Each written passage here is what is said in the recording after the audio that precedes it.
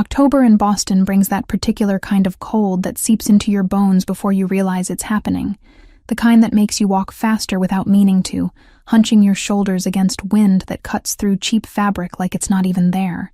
I'd been sitting in the Boston Public Library for 6 hours straight, my laptop screen burning into my retinas as I worked through another batch of technical translations, legal documents about pharmaceutical patents that paid 12 cents per word and required absolute precision. My back ached from the wooden chair. My eyes stung from staring at dense Italian medical terminology.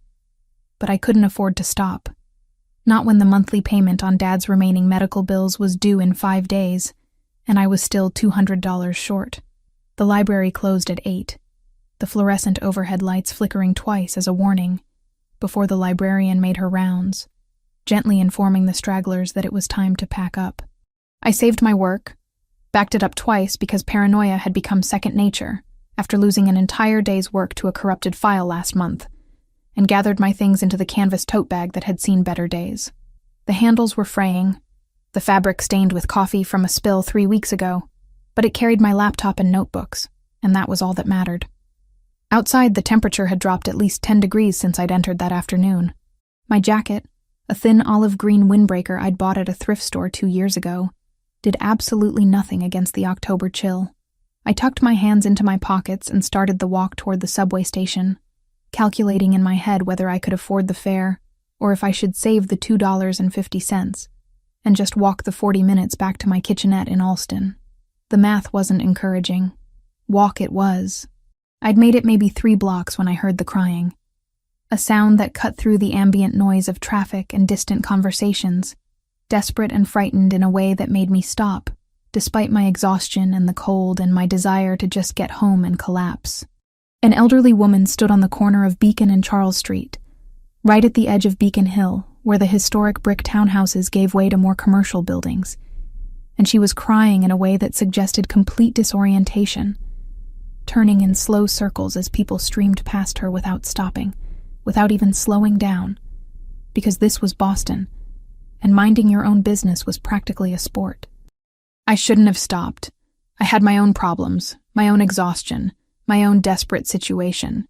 But something about the way she clutched her elegant purse to her chest, the quality of her clothing suggesting wealth and care, the pure terror in her eyes as she looked around at a world that had suddenly become incomprehensible, made me walk over to her.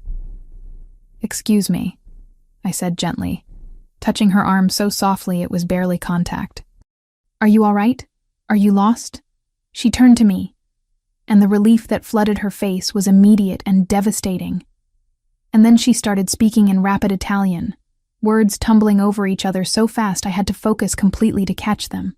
My Italian was good, fluent even after studying it through college and maintaining it with evening classes I could barely afford.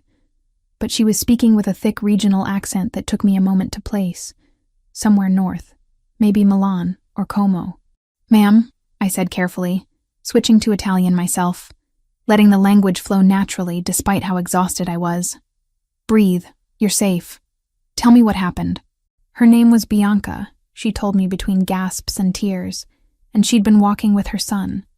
They'd been looking at the historic buildings because she'd just arrived from Italy, and everything was so different here, so overwhelming.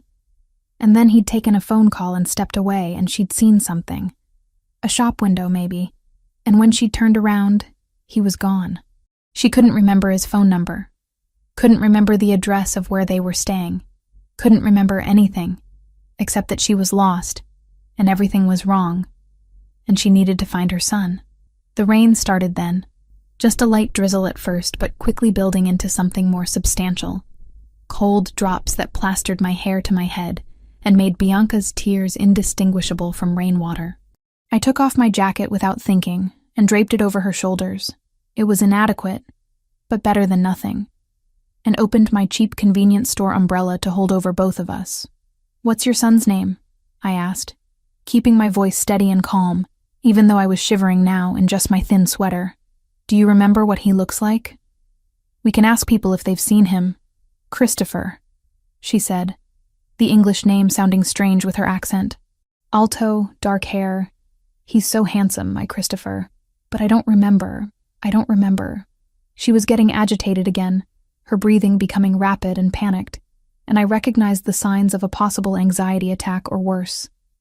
I needed to keep her calm, needed to find help, needed to do something other than stand on this street corner watching this elegant elderly woman fall apart in the rain. "Okay, here's what we're going to do," I said, still in Italian, still keeping that calm, steady tone that I'd learned from 3 years of caring for my father when he was dying, when panic helped no one. And steady calm was the only thing that kept situations from spiraling completely out of control. "We're going to go into that cafe right there, get you somewhere warm and dry, and we'll call the police. They'll help us find your son." But even as I was saying it, I saw them, the black SUVs appearing seemingly out of nowhere, 3 of them moving with synchronized precision to block off the street, and men in dark suits were emerging before the vehicles had fully stopped, spreading out with military efficiency, clearly searching for something or someone. One of them spoke into what had to be a radio or earpiece, his eyes scanning the crowd with intensity that made my stomach tighten with sudden anxiety. Then I saw him, the man who had to be Christopher, stepping out of the lead vehicle with an authority that made people instinctively move out of his way. He was tall, exactly as Bianca had said, maybe 6'1" or 2", with dark hair swept back from a face that was all sharp angles and controlled intensity. He wore a black suit that probably cost more than 6 months of my rent, and even from a distance I could see the barely contained panic in his movements, the way his dark eyes swept the street with desperate precision. "Is that him?" I asked Bianca quietly, and she gasped, new tears flowing. "Christopher. Yes, that's my Christopher."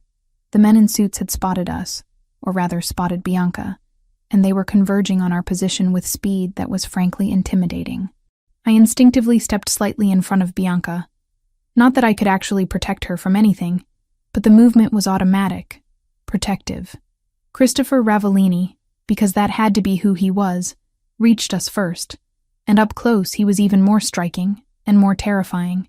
Dark brown eyes that were almost black focused on his mother with relief so intense it was almost painful to witness. And then those eyes cut to me, assessing me in maybe 2 seconds flat, taking in everything about me. My wet hair, my inadequate clothing, the way I had my cheap jacket draped over his mother's shoulders, the umbrella I was still holding over her head despite the fact that I was now thoroughly soaked. "Mama," he said, and his voice was deep and controlled, but I could hear the emotion underneath it, barely contained fear and relief warring with each other. He spoke to her in Italian, rapid questions about whether she was hurt, whether she was okay, what had happened. Bianca launched into an explanation, her words still tumbling over each other. And Christopher listened while also gesturing to his men, issuing quiet orders that had them immediately forming a protective perimeter around us. One of them, a massive guy who looked like he could break me in half without trying, approached with a blanket that was probably meant for Bianca, but Christopher took it and wrapped it around his mother himself, his movements gentle despite his obvious agitation. Then his attention came back to me, those dark eyes focusing with intensity that made me want to step backward, but I forced myself to hold my ground. "You found her," he said, switching to English, his accent slight but noticeable. "You've been taking care of her."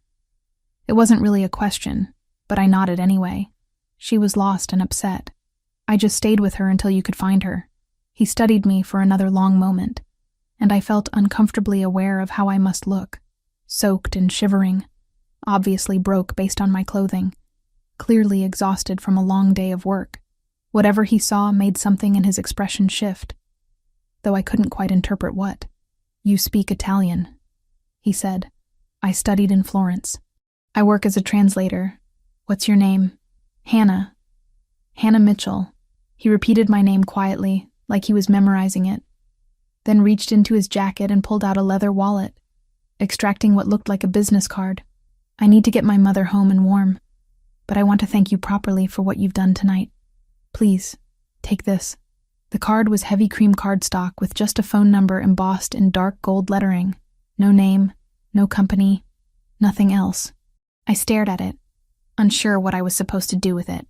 "I don't need payment," I said, trying to hand it back. Anyone would have done the same thing. His expression suggested he disagreed strongly with that assessment. Not everyone stops. Not everyone helps. Keep it. Call if you ever need anything. Before I could protest further, one of his men approached, murmuring something in his ear that made Christopher's jaw tighten. He nodded, said something back in Italian too rapid for me to catch, then turned back to me. I need to take her home. But Hannah Mitchell, I remember faces and I remember debts. This conversation isn't over. There was something in the way he said it that sent a shiver down my spine that had nothing to do with the cold and rain. This wasn't a normal grateful son thanking someone for helping his mother.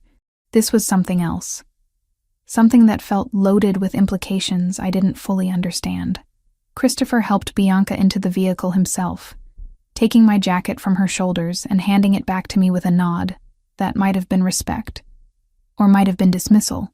I couldn't tell. The wet fabric was cold against my skin as I pulled it back on. The motorcade pulled away with the same precision it had arrived with, and I was left standing on the corner with a business card in my hand and questions spinning through my exhausted brain.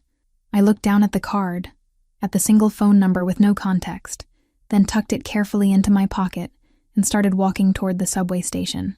I'd saved the $2.50 in fare, I decided. I deserved the ride after that strange encounter. My hands were shaking, though whether from cold or adrenaline or something else entirely, I couldn't quite say. That night, in my tiny kitchenette with its single window looking out at the brick wall of the building next door, I took the card out and stared at it for a long time. Common sense said to throw it away, to forget about the whole strange encounter, to go back to my translations and my bills and my quiet, desperate life of barely making it paycheck to paycheck. But something, some instinct I didn't quite trust, made me tuck the card into the drawer of my second-hand nightstand instead. I had no way of knowing that 3 days later, that card would change absolutely everything. 3 days passed before the phone call came. 3 days during which I threw myself back into work with the desperate focus of someone trying not to think about something they absolutely should not be thinking about.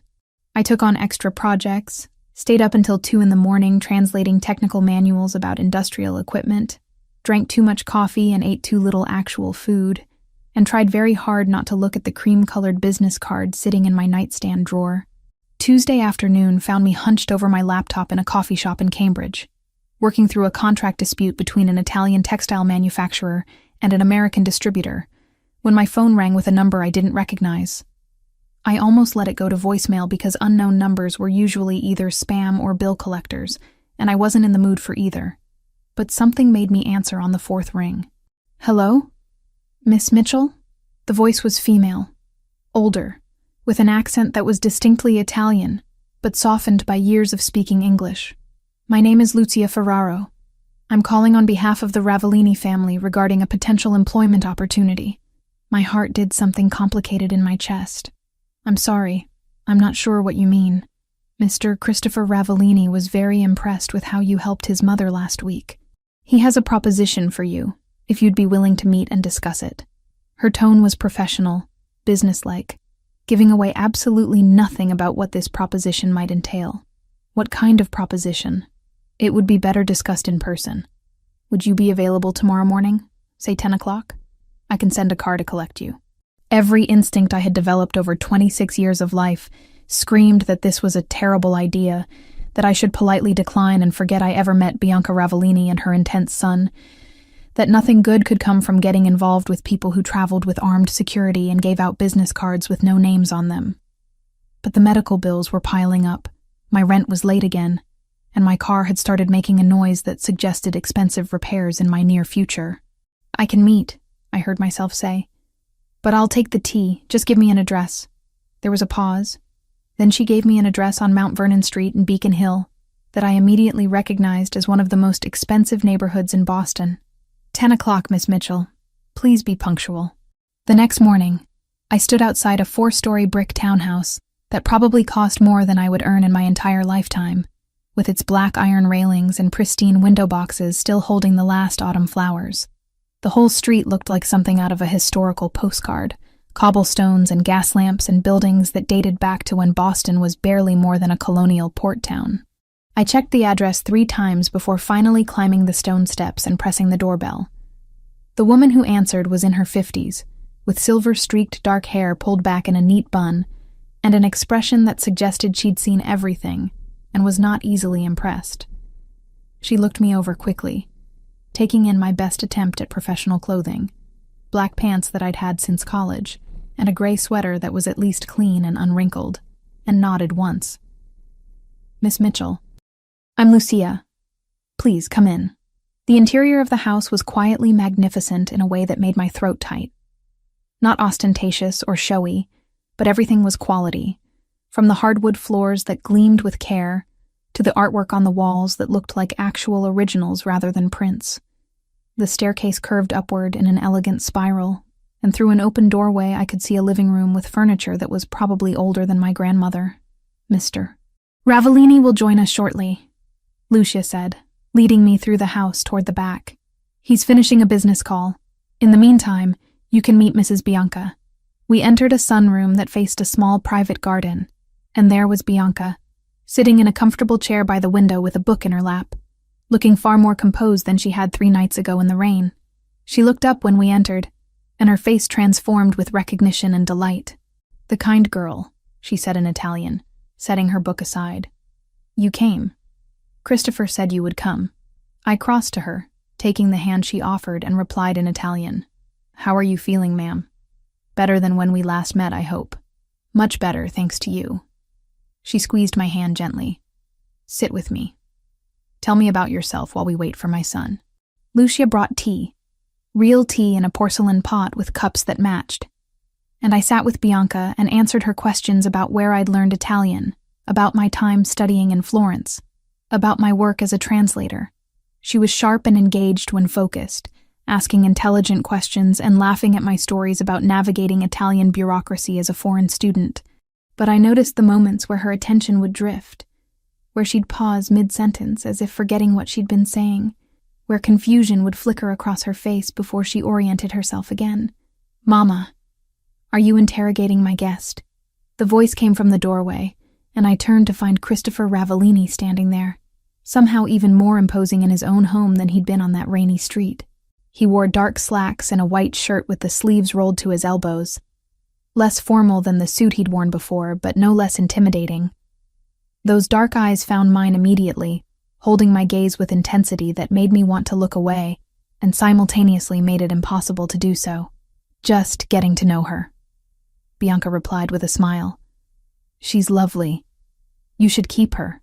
"Mama," Christopher said again, but there was warmth in his tone underneath the exasperation. He crossed to kiss her forehead, before turning his full attention to me. "Thank you for coming, Miss Mitchell." "Hannah," I said, standing because it felt wrong to remain seated while he loomed over me, "and I'm not sure why I'm here exactly." Lucia mentioned a proposition. A job offer, actually. "Would you join me in my study? We can discuss it privately." I followed him down the hall to a room lined with bookshelves, a massive desk dominating one side, and comfortable leather chairs arranged near a fireplace on the other. He gestured to one of the chairs, and I sat, hyper-aware of how out of place I felt in this space that screamed old money and power. Christopher didn't sit behind his desk, instead taking the chair across from mine, leaning forward with his forearms resting on his knees. "I had you investigated," he said, without preamble. "After that night. I needed to know who you were, whether I could trust you. The bluntness of it should have offended me, but honestly, given the circumstances, it made a certain horrible sense. And what did your investigation tell you? That you're exactly who you appeared to be." Hannah Mitchell, 26 years old, graduated from Boston University with a degree in Italian literature and linguistics. Studied abroad in Florence for a year. Works as a freelance translator, primarily technical documents. Lives alone in Alston in a studio apartment you can barely afford. He paused. That your father died 6 months ago after a 3-year battle with pancreatic cancer, and that you're still paying off the medical bills from his care. My jaw tightened. That's quite thorough. I'm a thorough person. He studied me for a moment longer. I'm also a person who recognizes value when I see it. My mother needs help, Miss Mitchell. Hannah. She's been diagnosed with early-stage Alzheimer's, brought on by trauma she experienced 5 years ago. She's getting progressively worse, and while we have excellent medical care, what she needs most is someone who can communicate with her in her native language, who can help her feel safe and understood when she gets confused. You want me to be her caretaker? Companion? Translator? Someone to spend time with her, take her on walks when the weather permits, read to her, cook with her on her good days, simply be present when she's having a difficult time. He named a figure that made my breath catch, a monthly salary that was 3 times what I typically earned, with health insurance included. The position would be 4 afternoons a week to start, more if needed as her condition progresses. I stared at him, trying to process what he was offering. That's a lot of money for what amounts to keeping your mother company. My mother's peace of mind is worth considerably more than that to me. His expression remained neutral, but I heard the steel underneath. And frankly, from my investigation, you need the money. This would allow you to pay off your debts, maybe even save something.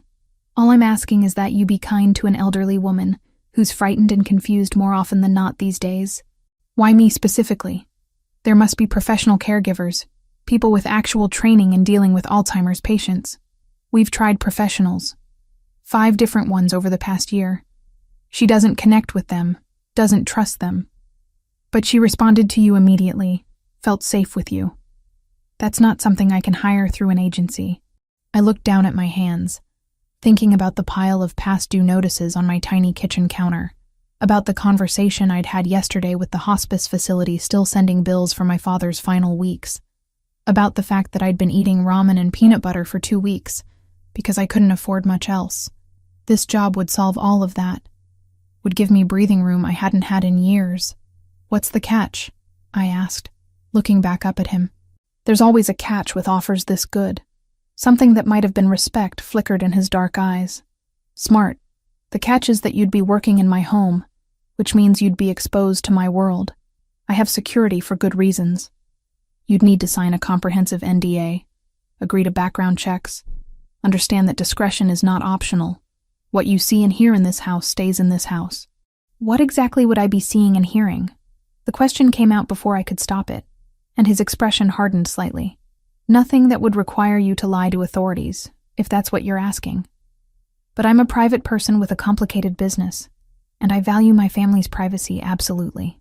He stood, crossing to his desk and pulling out a document. This is the employment contract. It outlines everything: salary, responsibilities, confidentiality requirements, termination conditions. I suggest you take it to a lawyer and have it reviewed before signing. I'm not trying to trap you into anything unethical. I took the contract, flipping through pages of legal language that would take me hours to fully parse. Can I have a few days to think about it? Of course. Take a week if you need it. Though I should mention that my mother has already decided she likes you, and she's been asking when the nice girl who speaks proper Italian is coming back. He walked me to the door, and as I was leaving, he added quietly, I remember debts, Hannah. You helped my mother when no one else would. This is me trying to repay that debt in a way that actually helps you. That's all this is. I nodded, clutching the contract like a lifeline or a trap. I still wasn't sure which, and left the townhouse with my head spinning.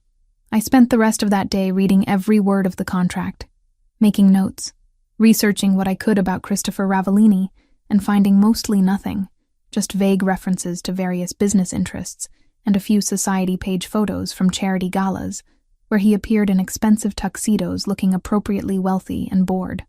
That evening, I called the one lawyer I knew, a guy I'd gone to college with who now worked at a small firm doing contract review. He read through the document while I waited anxiously, finally giving his verdict that it was surprisingly straightforward and fair, with none of the hidden clauses he'd normally expect from someone clearly trying to hide something.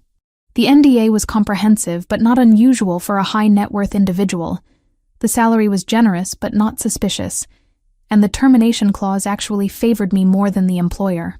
Whoever wrote this actually wanted to make sure you'd be protected, he said, sounding almost disappointed that he couldn't find any red flags. I'd take it if I were you. This kind of money doesn't come around often for people like us. People like us. Translation. People who were broke and desperate and couldn't afford to turn down good opportunities just because they came from mysterious sources.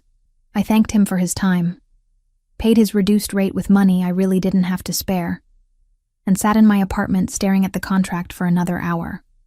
The next morning, I called Lucia and told her I'd take the position. She sounded pleased but not surprised, as if my acceptance had been inevitable, and instructed me to come by the following Monday to begin. Christopher, she informed me, had already arranged for the necessary paperwork to be expedited.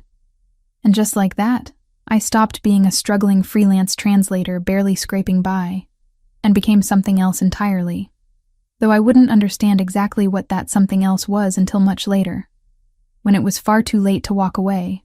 A month slipped by faster than I expected, measured in afternoons spent in the Ravellini townhouse, in conversations in Italian with Bianca, in quiet routines that became familiar before I realized they were happening.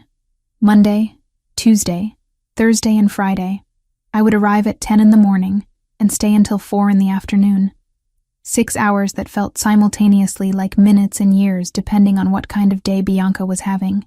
The good days were wonderful, filled with her stories about growing up in a small village near Lake Como, about meeting her husband Carlo at a festival when she was 19 and he was 22, about raising 2 children in a world that was both privileged and dangerous in ways she described only obliquely. On those days we would cook together in the kitchen that Lucia allowed us to commandeer, making pasta from scratch the way Bianca's grandmother had taught her, the rhythmic motion of kneading dough becoming almost meditative. We'd read together, Italian poetry mostly, Dante and Petrarca and contemporary writers whose names I'd never heard, but whose words moved Bianca to tears or laughter depending on the passage. The difficult days were harder than I'd anticipated, when confusion would descend on her like fog, and she'd forget where she was, who I was, what year it was. She'd call me Sophia sometimes, Christopher's dead sister, and the pain in her voice when she did made my throat tight. Other times she'd become agitated, convinced that someone was coming to hurt her, that the house wasn't safe, that she needed to leave immediately to find people who had been dead for years. Those days I'd learned to speak softly, to not contradict her directly, to redirect her attention rather than try to force reality on a mind that couldn't quite hold it. Christopher was around more than I'd expected for someone who supposedly ran multiple businesses. He'd appear in the doorway of whatever room Bianca and I were occupying, watching us with an expression I couldn't quite decipher. Sometimes he'd join us for tea in the afternoon, sitting quietly while his mother talked, interjecting occasionally with questions or comments that always seemed carefully calculated to keep her engaged and oriented. Other times he'd simply observe for a few minutes before disappearing again, called away by phone calls or meetings or whatever it was he did when he wasn't being a devoted son. I was acutely aware of him whenever he was near, of the way he moved through his home with absolute confidence, of how the household staff deferred to him with respect that bordered on fear, of the men in dark suits who came and went at odd hours and spoke in voices too low for me to overhear. I told myself it was none of my business, that I was here for Bianca and nothing else, that whatever Christopher did in the other parts of his life was separate from the 6 hours a day I spent in his mother's company. But curiosity is a persistent thing, and observation is hard to avoid when you're paying attention. I noticed the calls he'd take in other rooms, the tension in his shoulders when he returned from them.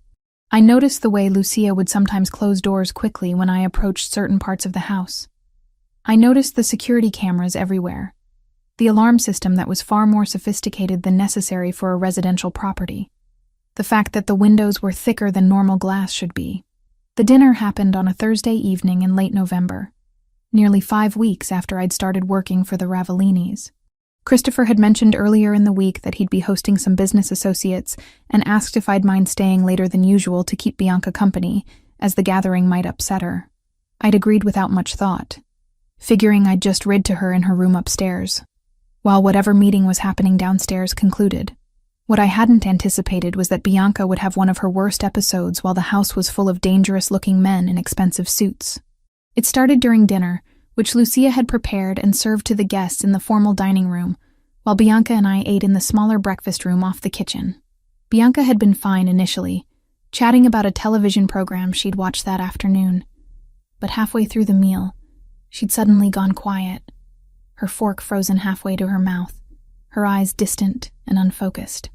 "Bianca," I said softly in Italian, "are you all right?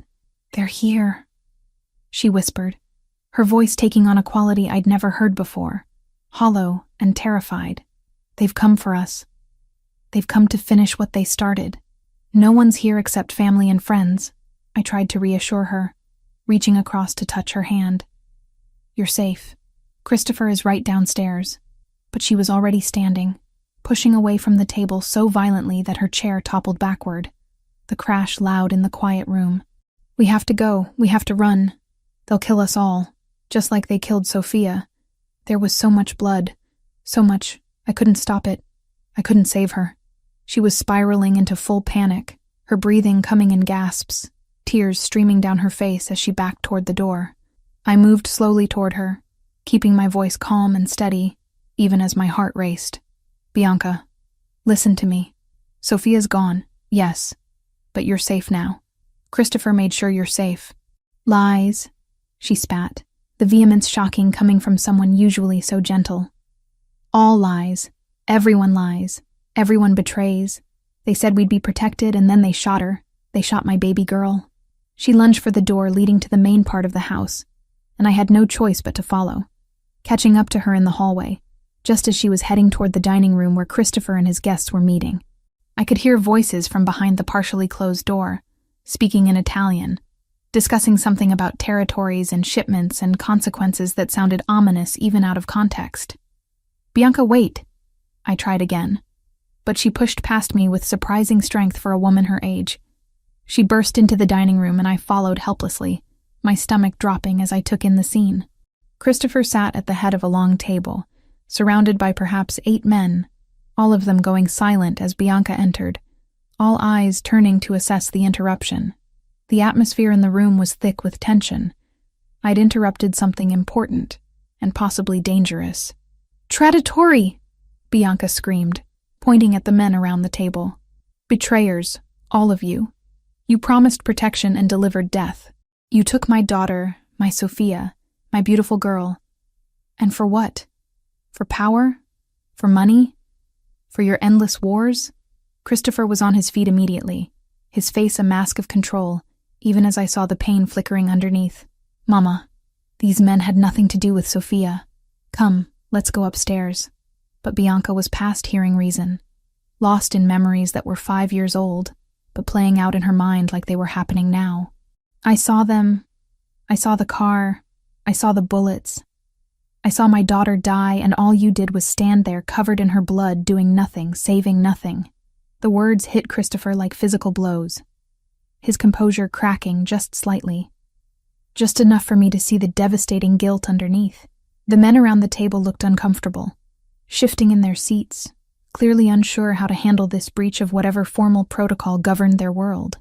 I moved quickly, stepping between Bianca and the table, blocking her view of the men and forcing her to focus on me. Ma'am, I said firmly in Italian, catching her face between my hands so she had to look at me. I know you're frightened. I know the memories hurt. But right now, in this moment, you need to come with me. The garden, remember? You wanted to see if the roses had survived the frost. Let's go check. It was complete fabrication. There had been no such conversation. But sometimes with Alzheimer's patients, the truth mattered less than providing an anchor to pull them back to the present. Bianca blinked, confusion replacing some of the panic, her breathing still rapid but slowing slightly. The roses? She repeated uncertainly. Yes, the white ones you planted last spring. Come on, let's go see them. I gently took her arm and started guiding her back toward the door, meeting Christopher's eyes briefly as we passed. The gratitude there was intense but fleeting, replaced quickly by professional neutrality as he turned back to his guests with apologies I couldn't quite hear. I led Bianca through the house to the sunroom that overlooked the back garden, turning on the exterior lights so we could see the small space even in the November darkness. The garden was mostly bare now, autumn having stripped most of the greenery, but there were still a few hardy plants clinging to life.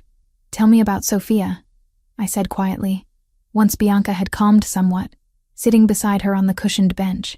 What was she like? Bianca's eyes filled with tears, but they were calmer tears now, sad rather than panicked. Beautiful, she said, inside and out. She wanted to be a doctor, wanted to help people. Christopher tried to keep her away from the business, from that world, but she insisted on being involved, said she wouldn't hide while her brother carried the burden alone. Her voice broke. It got her killed. I'm so sorry. I said. Because what else could I say? That's a grief no mother should bear. We sat together in silence for a long time, her head eventually coming to rest on my shoulder, exhaustion from the emotional outburst making her small and frail against me. I heard footsteps in the hall behind us but didn't turn, knowing somehow that it was Christopher, that he was checking on us but wouldn't intrude on this moment. When Bianca finally fell asleep against my shoulder, I carefully extracted myself and found Christopher standing just inside the doorway, his jacket discarded, his shirt sleeves rolled up, tie loosened. He looked more disheveled than I'd ever seen him, more human. Your guests? I asked quietly. Gone. I sent them away. He moved closer, looking down at his sleeping mother with an expression that made my heart ache. I'm sorry you had to see that, had to handle that alone. I'm not alone. I'm with her. I stood, stretching muscles that had gone stiff from sitting still. She was reliving it, wasn't she? The day Sophia died. He nodded, not meeting my eyes. Car accident, supposedly. Wrong place, wrong time. A message meant for me that hit her instead. His jaw clenched. Mama saw the whole thing. She was in the car with Sophia. Somehow came out without a scratch physically, but mentally. He gestured helplessly. She was never the same. The Alzheimer's started within months. Doctors say trauma can trigger it in people already predisposed. So you blame yourself, I said. Not a question, but a statement of obvious fact. Of course I blame myself. I brought Sophia into this world, this business. I thought I could protect her, thought having her close meant she'd be safe. I was wrong. He finally looked at me. The guilt is the only thing I'm certain of anymore. The vulnerability in his admission caught me off guard. This wasn't the controlled businessman who'd interviewed me, or the distant employer who observed from doorways. This was someone stripped bare by grief and responsibility. And I recognized the expression because I'd seen it in my own mirror often in the 3 years I'd spent watching my father die slowly, feeling helpless to prevent it. Guilt is the price we pay for loving people we can't save, I said quietly. I spent 3 years watching my father deteriorate from cancer, trying everything, spending money I didn't have on treatments that didn't work. And when he finally died, I felt guilty that I was relieved it was over. Guilty that I'd failed him. Guilty that I'd survived. Guilty that I'd thought maybe I could have tried harder, done more. Christopher studied me with those dark eyes that seemed to see too much. How do you live with it? I don't think you do, really. You just carry it and try to make it mean something. Try to let it make you more compassionate, more present for the people still here. I glanced at Bianca, still sleeping peacefully. She doesn't blame you, you know. The lucid parts of her, when she's herself. She worries about you more than anything else.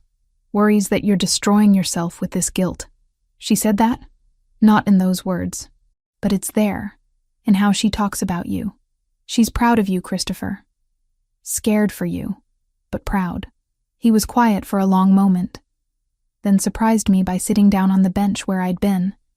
His proximity suddenly close enough that I could smell his cologne, something expensive and woody that made me far too aware of him as a man, rather than just my employer. Thank you, he said finally, for what you did tonight, for how you handled her. Most people would have panicked or called for help or stood there uselessly. You just stepped in and brought her back.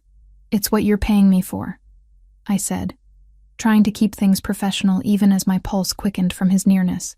No. I'm paying you to keep her company and help her feel less alone. What you did tonight was something else entirely. He turned slightly to look up at me. You care about her. It's not just a job to you. He was right, though I hadn't fully acknowledged it until he said it out loud.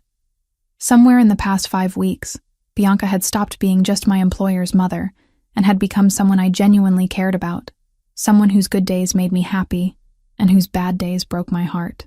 Getting attached was probably unprofessional, definitely unwise, but it had happened anyway. She's easy to care about, I admitted. So are you, Christopher said quietly, and the words hung between us heavy with implications neither of us was ready to examine. The moment stretched uncomfortably long before I cleared my throat and stepped back, putting professional distance between us again. It's late.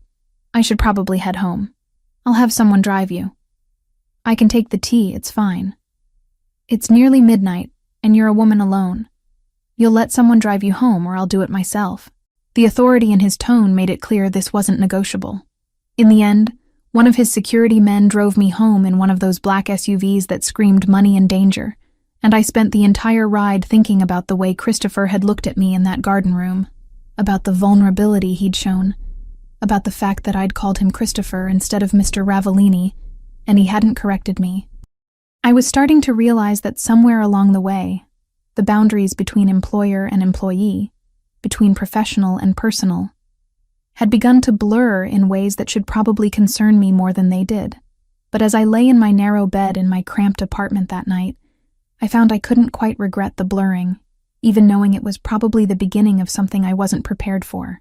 I discovered the truth about Christopher's world the way most secrets are uncovered, not through dramatic revelation, but through accumulated evidence that suddenly crystallizes into undeniable reality. It happened 2 weeks after the incident with Bianca and the business dinner, on a Tuesday afternoon when I arrived at the townhouse and found the atmosphere different, charged with tension that made the security personnel more alert, the household staff quieter than usual. Bianca was having a good day, which was fortunate because it meant I could focus on the undercurrent swirling through the house rather than managing a crisis. We'd settled in the library, working through a collection of Italian folk tales she wanted to read, when raised voices from Christopher's study down the hall broke through the quiet. The door wasn't completely closed, and sound carried in the old house despite its solid construction. I shouldn't have listened. I knew that even as I found myself straining to hear, but curiosity and concern warred with professional distance, and curiosity won. The conversation was in Italian, rapid and heated, and I caught fragments that made my blood run cold. The shipment was intercepted. A male voice I didn't recognize said, "The Greco family is claiming the territory as theirs now, saying we violated the agreement." "There was no agreement about the waterfront," Christopher replied, his voice hard in a way I'd never heard it. "That's been Ravellini territory for 30 years. They're pushing back, hard. There've been threats, Christopher, against you specifically.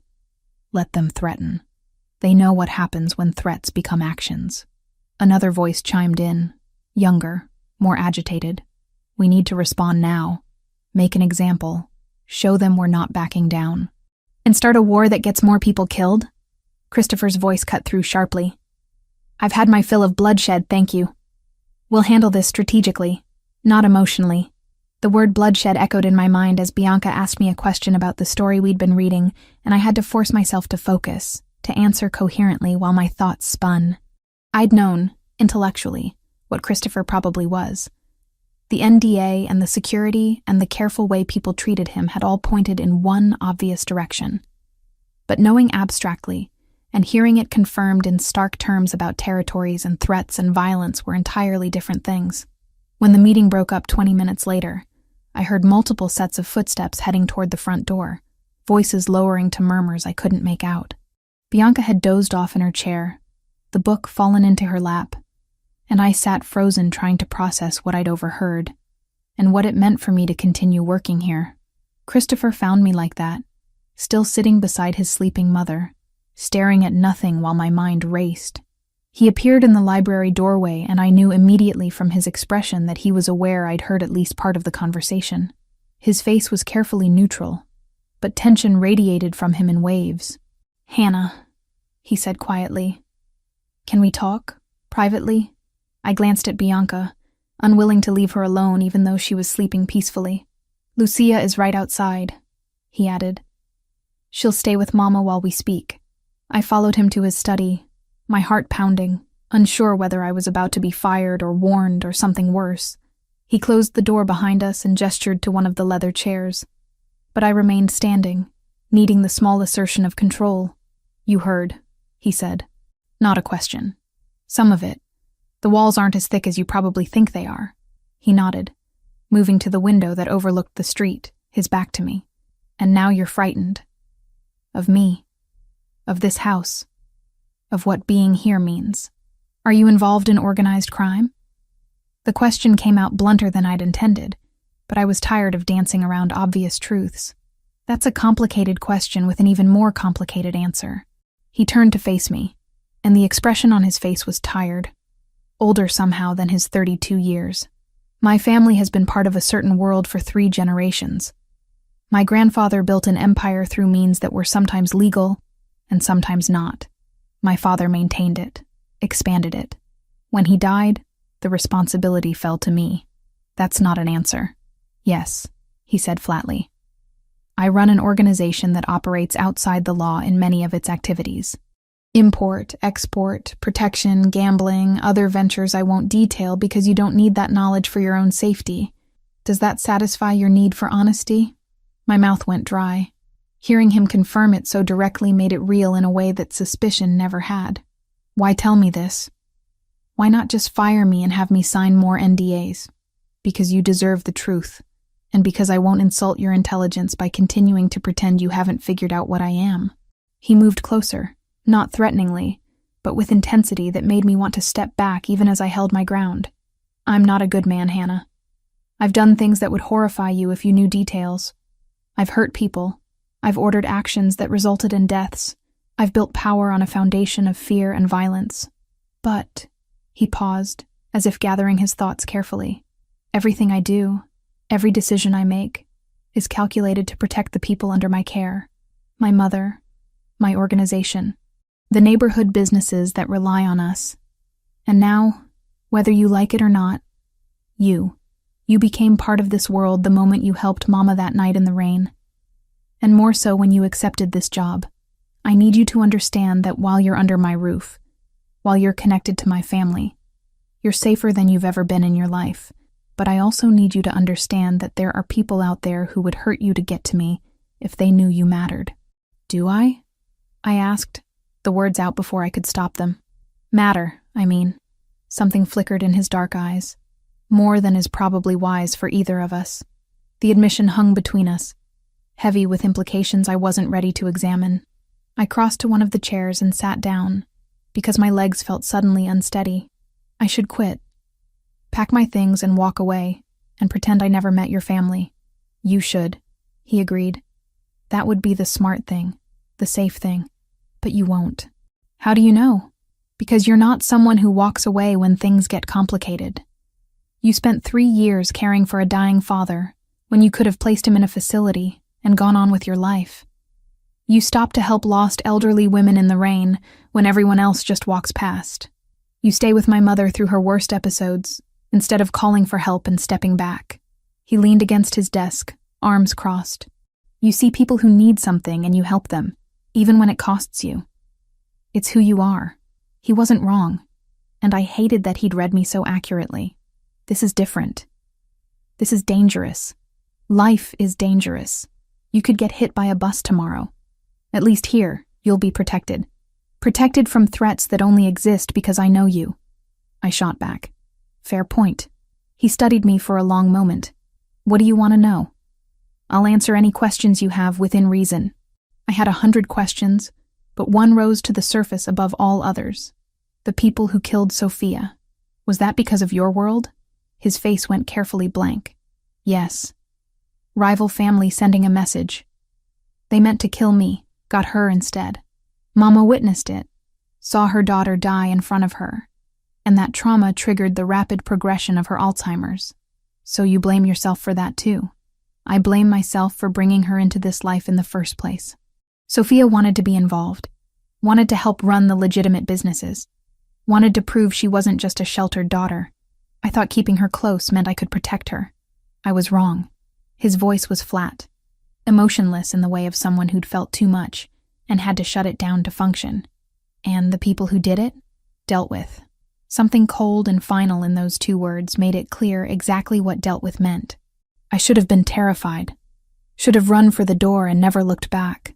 But instead, I found myself thinking about Bianca's face when she talked about Sophia, about the grief that had consumed her so completely it had literally damaged her brain. I thought about Christopher's guilt, the way it drove him to hire me specifically because I could give his mother moments of peace. I thought about the complicated nature of morality, about how easy it was to judge from the outside when you'd never been forced into impossible choices. I'm not asking you to approve of what I do, Christopher said quietly, reading something in my expression. I'm just asking you to understand that I'm trying to protect the people I love in the only way I know how. And that includes you now, whether you want it or not. This is insane, I said. But the words lacked conviction. I'm a translator who takes care of your mother. I'm nobody. You stopped being nobody the moment Mama trusted you. The moment I started relying on you to help her through her worst days. You're part of this family now, Hannah. That makes you valuable. And in my world, valuable things need protection. I stood, needing to move, to think, to process everything he was telling me. I need time to figure out if I can live with this, knowing what I know now. Take all the time you need. But understand that either way, you're going to have security watching you. That's not negotiable. It's not about controlling you. It's about making sure the Greco family or anyone else doesn't decide to use you as leverage against me. The thought sent ice down my spine. Has that been a risk this whole time? A small one, but it's growing. That meeting you overheard? The territory dispute is escalating. The Grecos are pushing boundaries, testing to see how far they can go before I push back. They're looking for weaknesses, for pressure points. If they discover that Mama has a companion she's attached to, if they figure out that I've started... He trailed off, then continued. If they realize you're important, you become a target. Then I should definitely quit. Quitting doesn't make you less of a target if they've already identified you. It just makes you less protected. He moved to stand in front of me, close enough that I had to tilt my head back to meet his eyes. I'm not trying to trap you or manipulate you. I'm trying to be honest about the situation we're both in. You can walk away from this job, but you can't walk away from knowing what you know, from having been part of this household. That knowledge makes you valuable information to the wrong people. So I'm trapped. You're protected, he corrected. There's a difference. Bianca's voice calling my name from the library interrupted whatever I might have said next. Christopher stepped back immediately, the moment broken, and I left his study with my thoughts in chaos, returning to the simple task of reading to an elderly woman who just wanted company and stories, the only uncomplicated relationship in this increasingly complex situation I'd walked into. Over the next 3 days, I went through every argument with myself, every pro and con list, every rational reason I should walk away and never come back.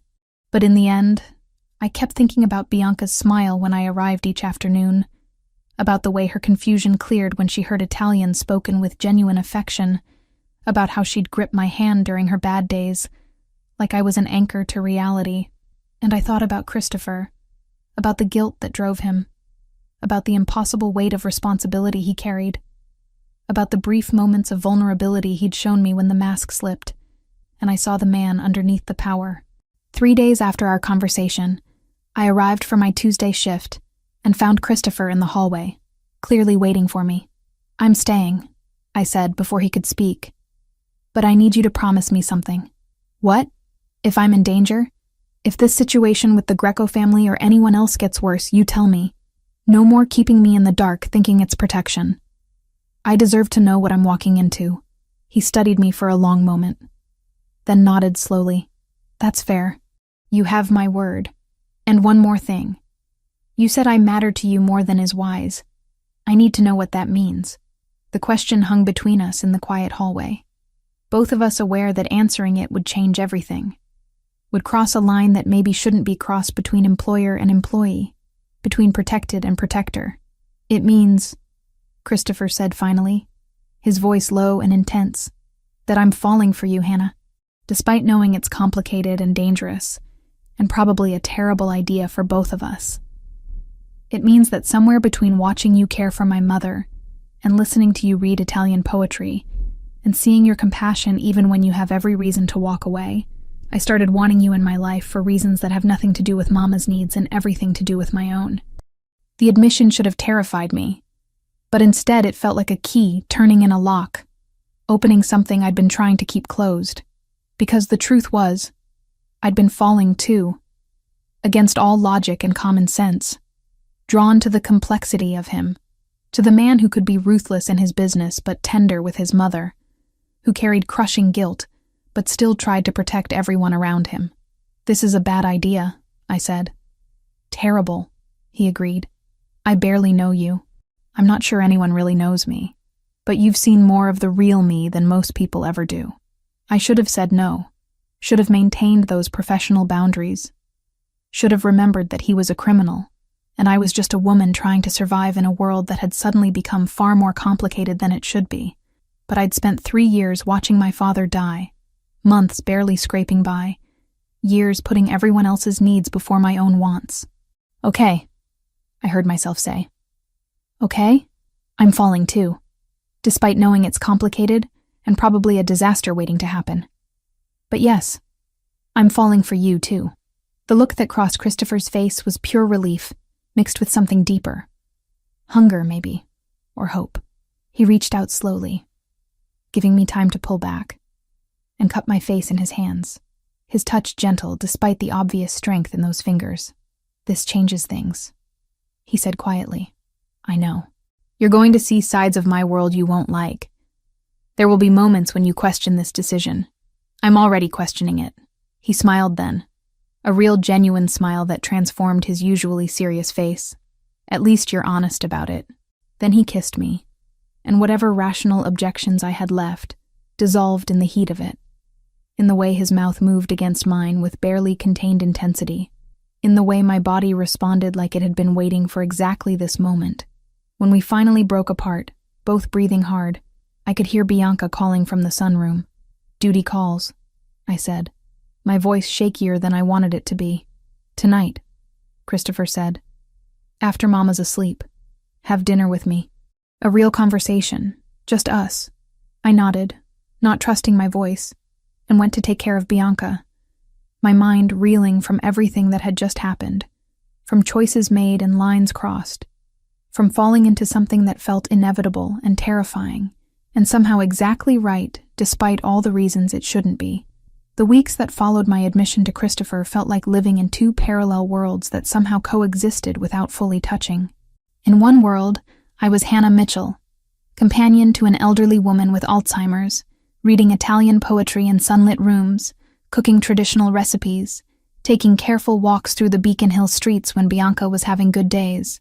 In the other world, I was someone connected to Christopher Ravellini, aware now of what that connection meant, feeling the weight of eyes watching me even when I couldn't see them directly, navigating a relationship that grew deeper despite all the reasons it shouldn't.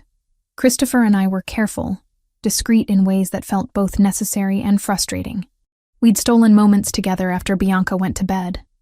Late dinners in the townhouse kitchen where Lucia would leave food prepared and then disappear with tactful efficiency. We'd talk for hours about everything and nothing. Him sharing pieces of his history that explained the man he'd become. Me opening up about the years of caring for my father, about dreams I'd set aside, about the loneliness of survival. He'd introduced me to Anthony Marino 2 weeks after we'd acknowledged what was happening between us. Anthony had shown up one evening while Christopher and I were having coffee in the study after Bianca's bedtime, and I'd tensed immediately, recognizing the name from conversations I'd overheard. Anthony was tall, maybe 40, with graying hair at his temples and eyes that assessed me with the wariness of someone whose job was to identify threats. "So you're the translator who's got Christopher acting like a different person," Anthony had said, his tone carefully neutral. "I'm the person who takes care of Mrs. Bianca," I'd replied, matching his tone. "Whatever else I am is between Christopher and me." Something in my response had made Anthony's expression shift slightly.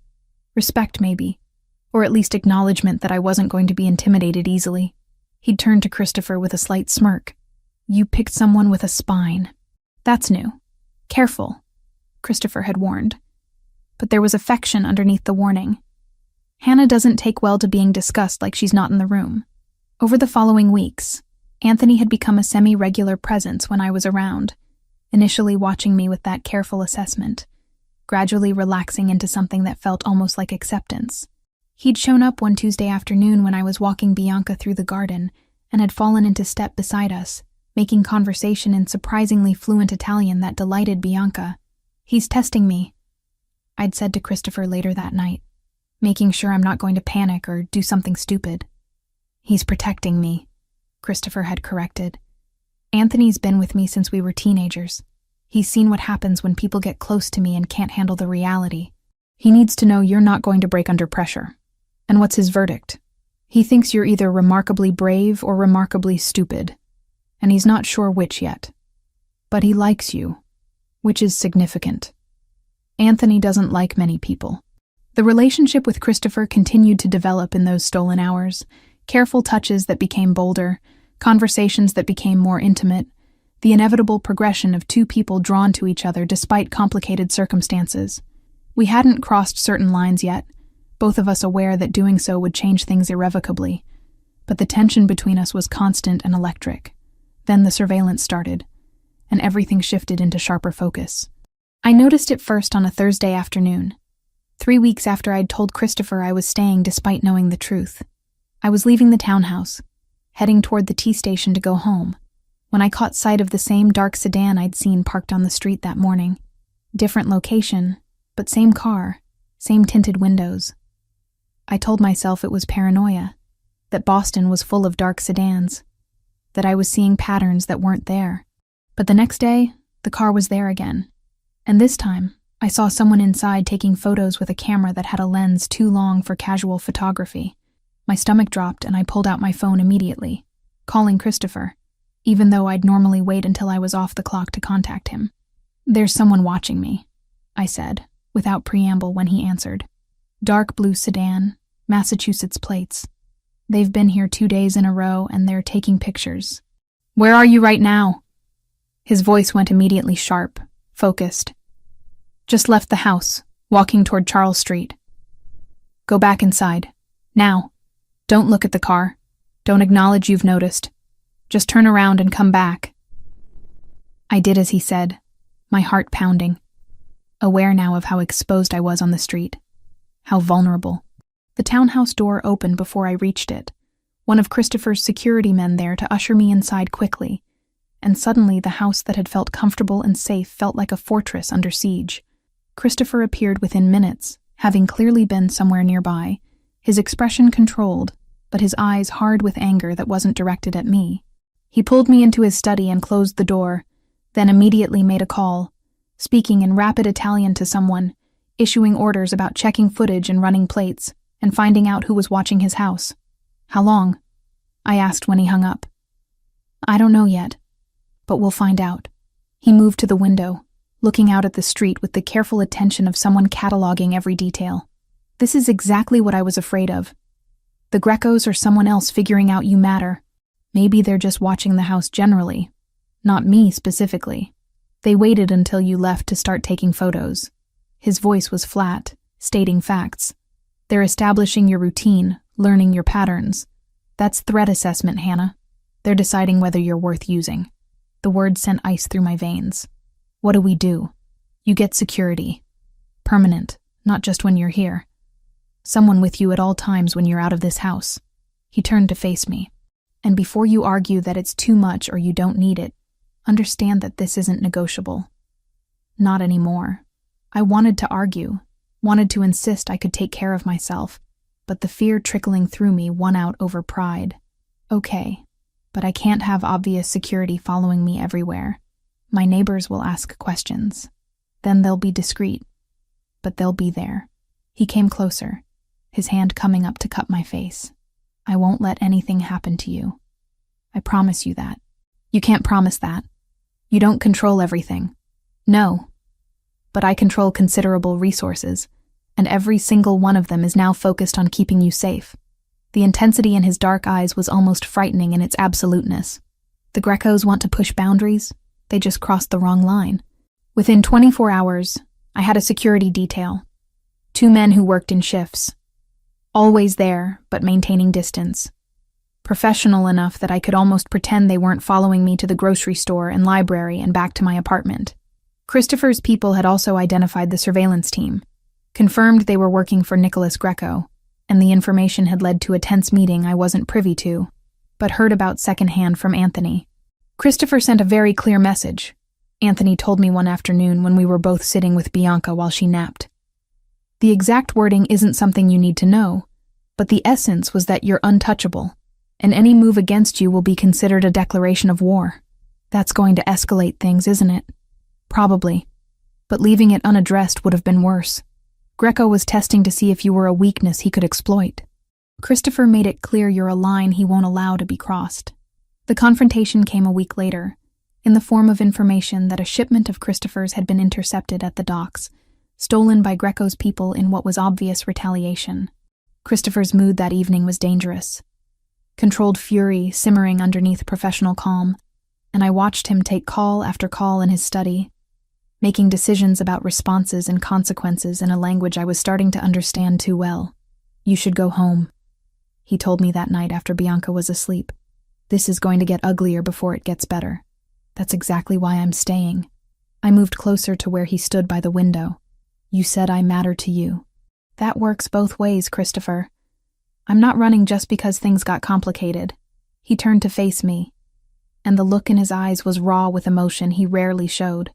"I'm trying to protect you. I know. But I don't need protection from you, from being here with you. I need protection from the people who want to hurt you through me. There's a difference. Hannah, you don't understand what this world is like when conflict escalates. People get hurt. People die. And I can't guarantee I can keep you completely safe if you're in the middle of it.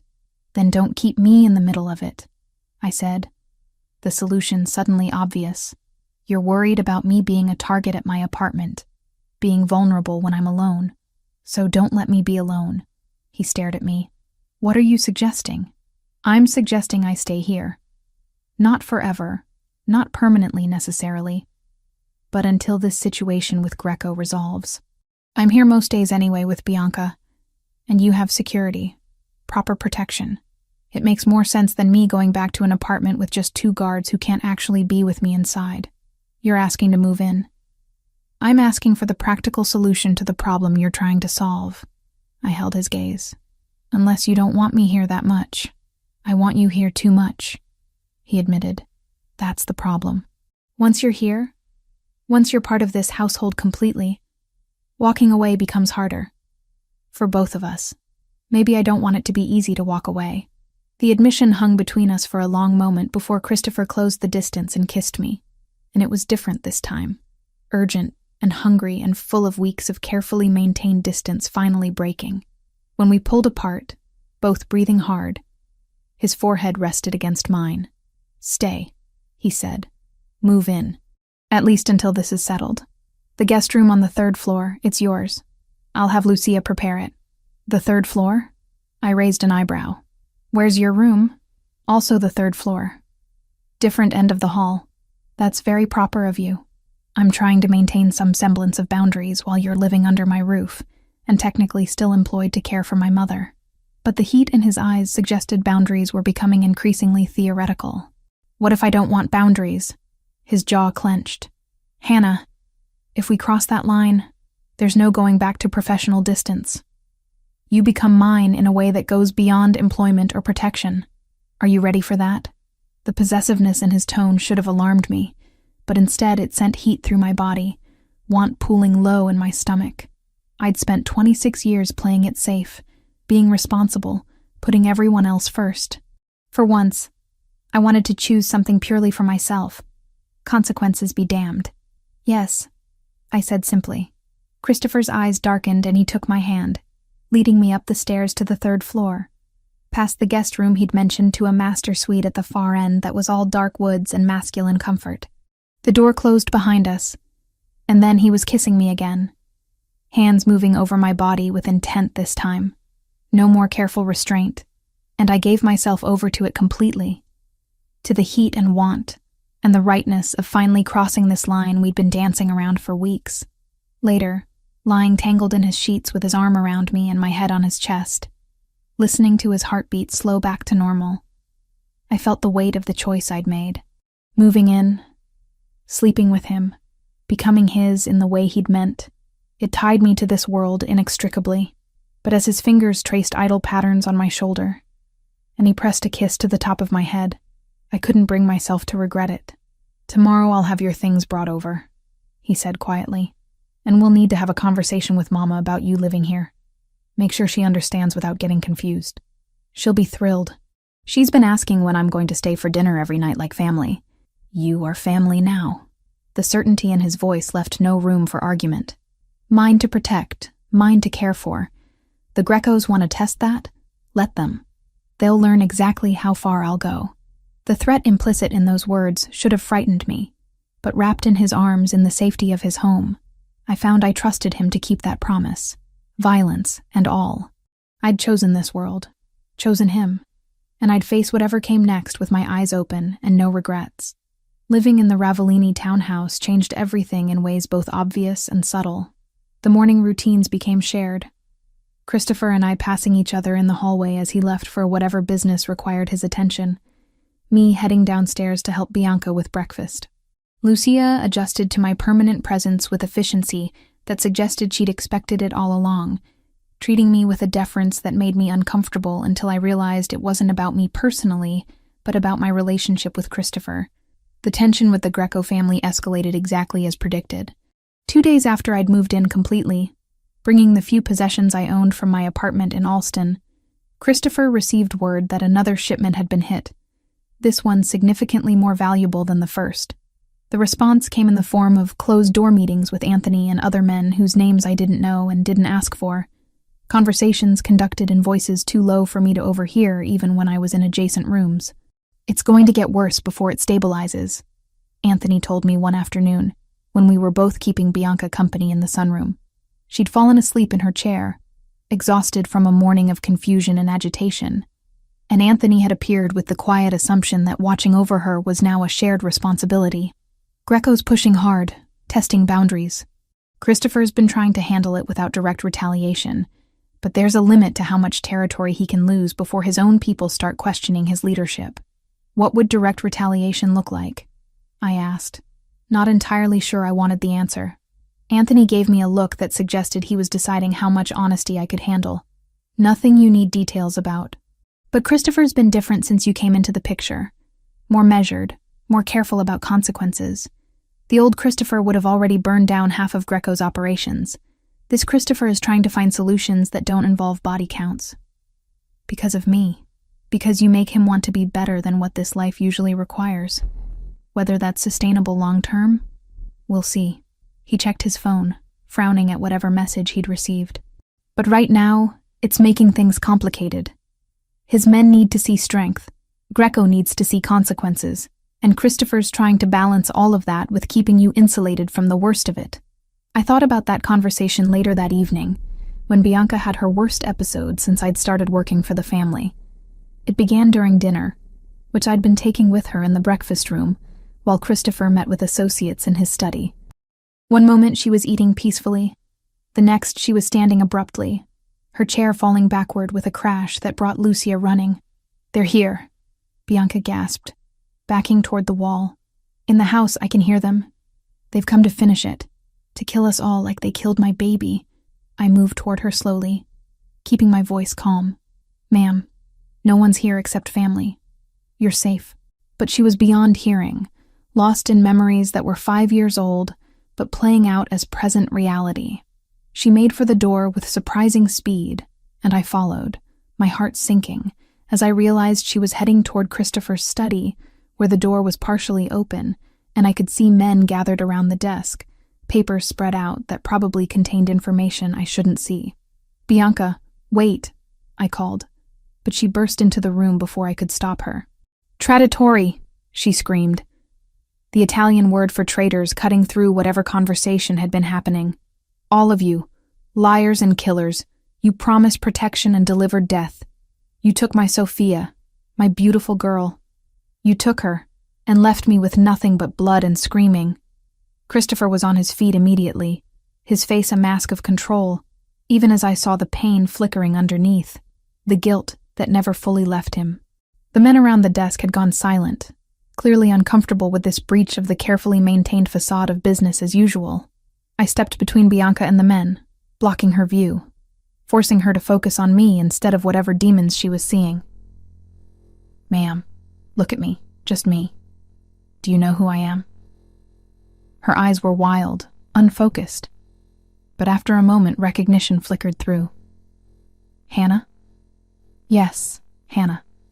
And right now, you and I are going to go outside and look at the stars. Remember how you told me your grandmother used to point out constellations in Italy? Let's see if we can find them here." It was manipulation, using her love of her grandmother to redirect her attention. But it worked. The wildness in her eyes dimmed slightly, and she let me take her arm, let me guide her out of the study past Christopher, whose expression was grateful and devastated in equal measure. I took her to the back garden even though it was December and freezing. Wrapping her in a heavy coat I grabbed from the hall closet and settling her on the bench under the bare branches of the maple tree. The city lights obscured most stars, but a few were visible, and I pointed them out, making up stories about constellations I barely remembered from high school astronomy, anything to keep her focused on the present instead of the past. "I saw her die," Bianca said suddenly, her voice small and lost. "My Sophia. There was so much blood and I couldn't stop it, couldn't save her. I tried, but my hands were too small. There was too much blood." Tears streamed down her face and I pulled her close, letting her cry against my shoulder while my own throat went tight with sympathy. This was the trauma that had broken her mind, the moment that had triggered the rapid decline into Alzheimer's, and there was nothing I could do to fix it, only bear witness and provide comfort. Christopher found us there 20 minutes later, his meeting apparently concluded. He sat down on the other side of his mother, taking her hand in his, and the three of us stayed like that for a long time, bound together by grief and love, and circumstances none of us had chosen. Later, after Lucia had helped Bianca to bed and given her medication to help her sleep through the night without more episodes, Christopher and I stood in his study, surrounded by the evidence of the world he operated in. Maps marked with territories, financial documents that probably tracked illegal transactions, photographs of people I assumed were either associates or enemies. "I'm sorry you had to see that," he said quietly. "Both the episode with Mama and what's in this room. You don't need to protect me from reality, Christopher. I'm living in it now. Are you?" He turned to face me. "Because there are days when I wonder if you truly understand what being with me means long term. This life, these conflicts, they don't end. One Greco gets dealt with, and another threat emerges. It's constant warfare dressed up in business suits and polite negotiations that hide violence underneath. I know what I signed up for. Do you? Because tonight you saw Mama relive her worst trauma. That trauma exists because of what I do. Because of enemies I made through choices I can't unmake. Sophia died because someone wanted to hurt me. Mama's mind is fracturing because she witnessed it. And now you're here, in the line of fire. And if something happens to you because of me, I don't know if I can survive that guilt." I moved closer to him, taking his face in my hands. "Listen to me. What happened to Sophia was terrible and tragic and not your fault. You didn't pull that trigger. You didn't plan that attack. You were trying to protect your family, and sometimes protection fails, despite our best efforts. I watched my father die slowly over 3 years from cancer. I couldn't prevent or cure, and the guilt of not saving him nearly destroyed me. But eventually, I had to accept that some things are beyond our control. This is different. The threats to you are direct consequences of my choices, and my being here is a direct consequence of my choices. I chose to help your mother that night in the rain. I chose to take this job. I chose to stay when I learned the truth. I chose to move in here. Every step of the way, I made decisions with my eyes open. You don't get to take away my agency by assuming I don't understand the stakes." He pulled me against him, his arms wrapping around me tightly. "I'm going to end this situation with Greco, whatever it takes. I won't keep living with the threat of them targeting you." "What does that mean exactly?" "It means I'm done trying to be measured and diplomatic. Anthony was right earlier. My restraint is being seen as weakness. Time to remind everyone why my family has controlled these territories for 3 generations. The cold certainty in his voice should have frightened me. But instead I felt a complicated mix of relief and dread. Relief that maybe the constant tension would resolve. Dread for what resolution would require. 3 days later, while I was reading to Bianca in the sunroom, Christopher received a call that changed his entire demeanor. I watched his face go carefully blank, then saw fury flash across it before control reasserted itself. When he hung up, he sat motionless for a long moment, before standing and finding me in the next room. "I need to go out," he said, his voice tightly controlled. "Lucia will be here with Mama, and there are 3 guards stationed around the house. You don't leave for any reason until I get back, understood? What happened? Greco made a mistake. A big one. I'm going to make sure he understands exactly how big. He kissed me hard, desperately, then left before I could ask more questions. He was gone for 6 hours. The longest 6 hours of my life. I stayed with Bianca, kept her calm and entertained. But my mind spun with possibilities, with fears I couldn't quite articulate. When Christopher finally returned, it was nearly midnight. His clothing was pristine, no signs of violence, but something in his eyes suggested he'd witnessed or participated in things he couldn't unsee. "Is it over?" I asked when he found me in his study where I'd been pretending to read while actually just waiting for him. "The acute phase is over. Greco's been arrested on charges that should keep him locked up for decades if the system works the way it's supposed to. Financial crimes, mostly. Evidence that mysteriously appeared in federal hands this afternoon. His second-in-command has already reached out to negotiate terms for peaceful coexistence going forward. You chose to go legal route instead of violent one. I chose the route that removes the threat permanently without adding to my body count. The FBI has been wanting to bring down Greco for years. They just needed evidence. I provided it." He moved to the bar and poured himself a drink, downing it in one swallow. "It's not noble, Hannah. I'm not a good man just because I chose one method over another. I still destroyed a man's life and freedom to protect what's mine. What's yours being me and Bianca. And everyone else in this organization who would have been collateral damage if this had escalated to full warfare. But yes, primarily you and Mama. Everything I do starts from protecting you two." I went to him, wrapping my arms around him from behind, feeling the tension in his shoulders. "Thank you for choosing the path with less bloodshed. I know it probably wasn't the easier choice politically. Anthony thinks I've gone soft. My captains are confused about why I didn't retaliate more directly. But I don't care what they think as long as you're safe." We stood like that for a long time, the weight of the past weeks finally lifting slightly. Though I knew from what Anthony had said that there would always be other threats, other conflicts. This life Christopher had inherited didn't offer exits, only temporary reprieves between crises.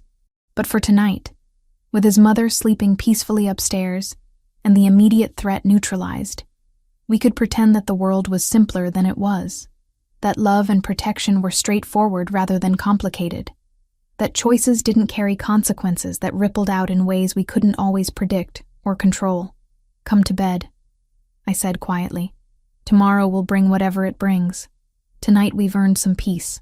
He turned in my arms and kissed me, and whatever darkness he'd witnessed or participated in that day, he left it outside the bedroom door, choosing instead to be just a man with the woman he loved. Complications be damned. The next few days would test that fragile peace, would force us to confront realities we'd been avoiding. But for now we had this moment, and we took it gratefully. The peace that settled after Greco's arrest lasted exactly 4 days before shattering in the worst way possible. I was at a pharmacy 3 blocks from the townhouse, picking up a prescription for Bianca that needed to be refilled, accompanied by one of Christopher's security men whose name was James, a quiet professional who'd been shadowing me for weeks now. The pharmacy was one Christopher had approved, vetted for safety, in a neighborhood he controlled. I should have been safe. I should have been, but I wasn't. It happened so fast that I barely processed it until it was over. One moment I was at the counter waiting for the pharmacist to confirm the prescription details. The next, a van screeched to a stop outside, and 3 men rushed through the door. James moved immediately to intercept, but there were too many of them, and they knew exactly what they were doing. I heard a sound like a punch, saw James drop, and then hands were grabbing me, yanking me toward the door before I could scream. I fought, clawing and kicking and trying to make myself as difficult to move as possible. But they were professionals, and I was just a 26-year-old woman who'd never been in a real fight in my life. Someone pressed something cloth covered over my mouth and nose, chemical smell making my head swim. And then the world tilted sideways into darkness. When I woke, my head pounded, and my mouth tasted like copper and chemicals. I was sitting in a chair in what looked like an abandoned warehouse. Concrete floors and high ceilings and the smell of salt air suggesting we were somewhere near the water. My hands were zip-tied to the chair arms and my ankles were similarly bound. Panic clawed at my throat, but I forced it down, forced myself to breathe slowly and assess the situation. 3 men stood near a doorway about 20 feet away, speaking in voices too low for me to hear clearly. One of them noticed I was awake and said something that made the other 2 turn. The one who approached me was older, maybe 50, with graying hair and a face that suggested he smiled rarely, and meant it even less. "Miss Mitchell," he said, his voice carrying a slight accent I couldn't quite place. "I apologize for the rough treatment. My men were instructed to be careful with you, but speed was necessary. Who are you?" My voice came out shakier than I wanted it to. "My name is Nicholas Greco. I believe you've heard of me." Ice flooded my veins. Christopher had said Greco was in federal custody, that he'd been arrested on charges that would keep him locked up. But clearly intelligence had been wrong, or circumstances had changed, because he was very much here, and very much not in prison. "Christopher will come for me," I said, trying to project confidence I didn't feel. "I'm counting on it. That's rather the point of this exercise." Greco pulled over a metal folding chair and sat down across from me, close enough that I could see the cold calculation in his eyes. "You see, your Christopher made a significant error when he chose to use legal channels against me rather than traditional methods. He thought he was being clever, avoiding bloodshed while still removing me from the board. What he failed to anticipate was that I have resources he didn't account for, connections that ensured my release within hours of arrest. So you took me to what? Punish him? Kill me in retaliation? Kill you? No, Miss Mitchell. You're far more valuable alive. Your leverage, a bargaining chip to force Christopher Ravellini to acknowledge that his territory is no longer exclusively his, that he needs to share control or face consequences." He leaned back, studying me like I was an interesting specimen. "Though I must say, I'm curious what he sees in you. You're pretty enough, certainly. But you don't strike me as the type who'd normally appeal to someone of his position. Too ordinary, too middle class, too unconnected to be a strategic alliance. Maybe he likes that I'm not part of this world," I shot back, anger cutting through fear. "Perhaps. Or perhaps he's simply tired, and you represent escape from responsibilities he never wanted. Either way, you matter to him considerably based on how much he's invested in protecting you. That makes you extremely useful to me." Greco stood and pulled out a phone, typing something quickly. "I'm sending him proof of life. Photographic evidence that you're unharmed and in my custody. Within the hour, he'll receive terms for your release. If he's smart, he'll accept them, and we can all move forward. If he's prideful, well, then things become more complicated for everyone involved. You don't know him very well if you think he'll negotiate under these circumstances," I said, though I wasn't entirely sure that was true. Christopher had shown himself willing to make pragmatic choices over violent ones recently. Would he trade territory to get me back? Probably. Would that decision haunt him and undermine his authority? Definitely. "We'll see." Greco gestured to his men. "Make her comfortable. Food, water, untie her hands so she can eat. She's a guest, not a prisoner, until we determine otherwise."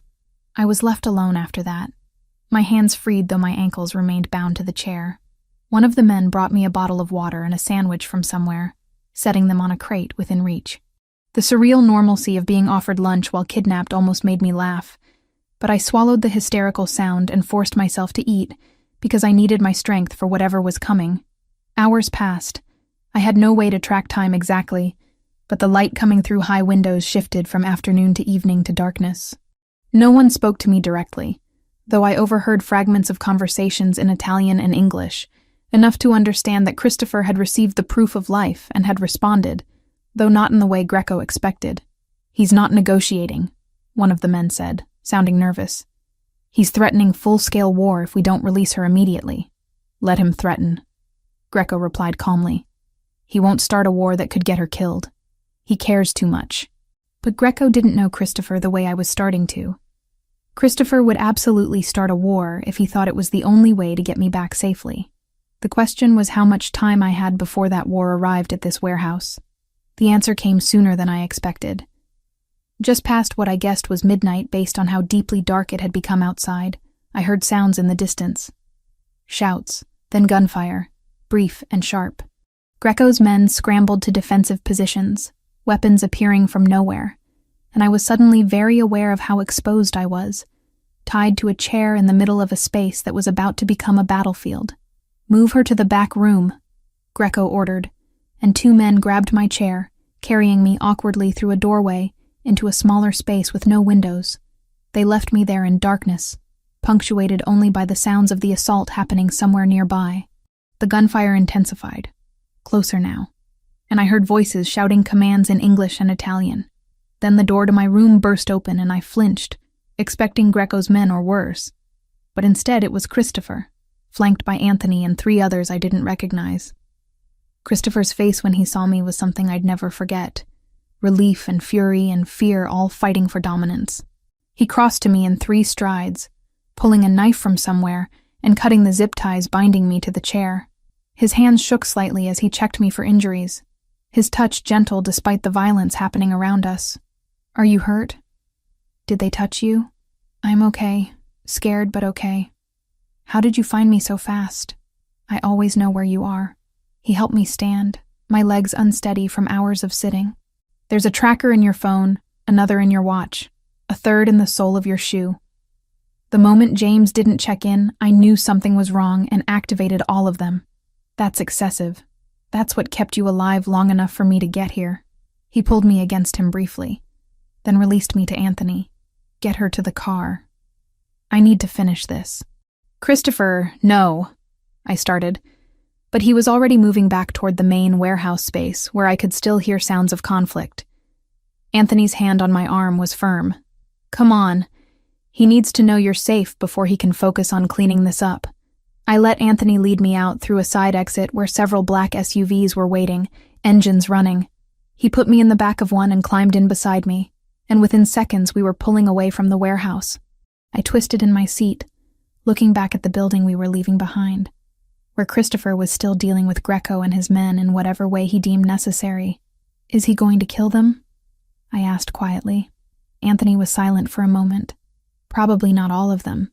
But Greco? After this, Christopher won't make the mistake of leaving him alive to be a threat again." The certainty in his voice should have horrified me. But instead, I just felt numb. I'd been kidnapped and held for hours because of Christopher's world, because of what he was, and what his enemies saw as acceptable tactics.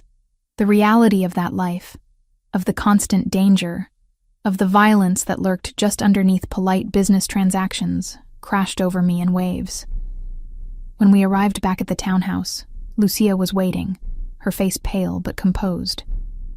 She took one look at me and immediately ushered me upstairs, running a bath and laying out clean clothes and treating me with gentle efficiency that suggested she'd dealt with this kind of aftermath before. "Mrs. Bianca?" I asked, suddenly terrified that something had happened to her during all this.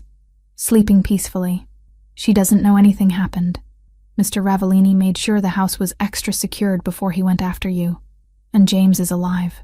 They got him to surgery in time, and the doctors think he'll pull through."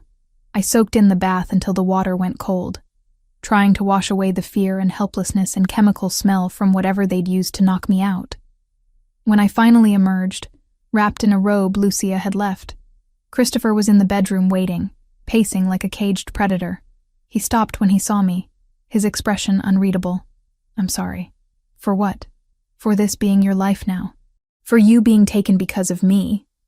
For the fact that I just killed 3 men and severely injured 5 others to get you back." He moved closer. "For the reality that this won't be the last time someone tries to use you against me." I studied his face, seeing the blood spatter he'd missed on his collar, the strain around his eyes, the way his hands clenched and unclenched like he was trying to release tension that wouldn't leave. "Did you kill Greco?" "No. I wanted to, but I made a different choice." He sat down heavily on the edge of the bed. "I beat him severely. Made sure he understood the consequences of touching you. Then I called the FBI back and gave them even more evidence. Enough that this time there's no bail, no early release, no possibility of him getting out. He'll die in prison, which is a worse fate than a quick death would have been. The new charges, combined with his history and the way he violated every previous condition, mean there's no more bail, no more deals, no loophole for him to slip through. You chose the harder path again. I chose the path that doesn't make me more of a monster than I already am in your eyes. He looked up at me. I saw your face tonight, Hannah, when I cut you free. You were terrified, not just of Greco, but of everything, of this whole life. I don't blame you for wanting to walk away after this. I moved to stand in front of him, taking his face in my hands and forcing him to look at me. I was terrified. I still am. But not of you, Christopher. Never of you. This life? Yes. It's frightening and dangerous, and tonight proved that in ways I can't ignore. But you came for me. You mobilized everything you had to find me and get me back safely. That's what I'm choosing to focus on. Even knowing this could happen again, even knowing that, I kissed him softly. I'm not naive anymore about what being with you means. Tonight stripped away any illusions I had left. But it also showed me exactly how far you'll go to protect the people you love, and I'd rather face danger with you than safety without you. He pulled me against him, holding me so tightly it almost hurt. I love you. I should have said it before now, but I'm saying it now. I love you, Hannah, and I will burn down the entire city before I let anyone take you from me again. I love you too. The words came easily, truthfully, despite everything, and we're going to figure out how to navigate this life together. Starting with you teaching me basic self-defense so I'm not completely helpless next time. There won't be a next time. You can't promise that, but you can promise to prepare me better. To trust me enough to let me be a partner in this instead of just something to be protected. He pulled back to look at me. Something shifting in his expression. You're remarkable, you know that? Most people would run screaming after what you went through tonight. Most people didn't fall in love with a mob boss while caring for his mother. I managed a small smile. I'm apparently not most people. No, he agreed, kissing me again. You're absolutely not. We stayed like that for a long time, holding each other in the quiet of his bedroom while the adrenaline slowly faded and exhaustion took its place. Outside, Anthony and the security team were cleaning up the mess, ensuring the situation was truly resolved. Downstairs, Bianca slept peacefully, unaware of the crisis that had unfolded. And in this room, Christopher and I clung to each other, having survived another test of what our relationship could withstand. Scarred, but not broken. Frightened, but committed to facing whatever came next together. 3 months after the kidnapping, life had settled into a new rhythm that felt both familiar and strange. The trauma had left marks we didn't talk about much, nightmares I had occasionally that would wake Christopher from his careful sleep beside me, moments when I'd panic if I couldn't immediately locate an exit in a new space. But we'd worked through it together, with the help of a therapist Christopher had vetted thoroughly, someone who specialized in trauma and understood the unique constraints of our situation without judgment. Bianca's condition had deteriorated noticeably in those months. The stress of Christopher's increased tension and my own subdued presence apparently affecting her more than we'd realized. She had fewer good days now, more confusion, more moments where she didn't recognize me or thought I was Sophia or someone from her distant past.